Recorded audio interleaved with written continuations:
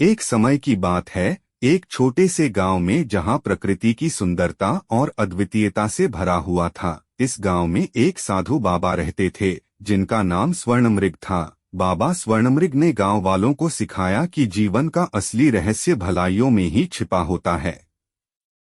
गांव के एक छोटे से लड़के का नाम आकाश था। आकाश ने बाबा स्वर्णमृग की सीखों को गहराई से समझा और अपने जीवन को एक नए दृष्टिकोण से देखने लगा। एक दिन जब वह एक जंगल में घूम रहा था, उसने एक रहस्यमय पेड़ देखा।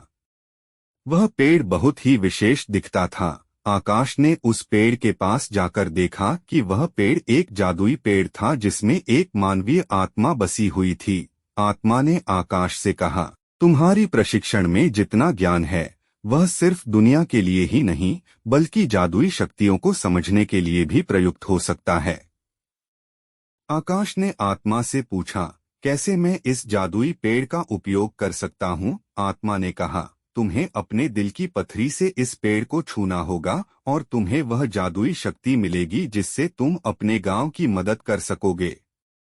आकाश ने आत्मा की सीखों का अनुसरण किया और दिल की पथरी से पेड़ को छूते ही एक अद्भुत प्रकाश उजागर हुआ। आकाश को एक नई शक्ति मिल गई, जिससे वह विभिन्न कारगर करने में सक्षम हुआ।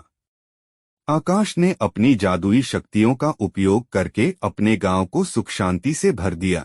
वह बच्चों को शिक्षा देने, गरीबों की सहायता करने और प्राकृतिक संतुलन को बनाए रखने के लिए जादुई शक्तियों का सही उपयोग करता रहा। आकाश का गांव अब बहुत ही समृद्धि और खुशी से भरा हुआ था। लोग आकाश को अपने गांव के महानायक मानते थे और बाबा स्वर्णमृग भी खुश होकर उसकी सफलता की सराहना करते थे। इस प्रकार आकाश ने जादुई शक्तियों के साथ अपने गांव को सुख, शांति और समृद्धि की ओर बढ़ाए।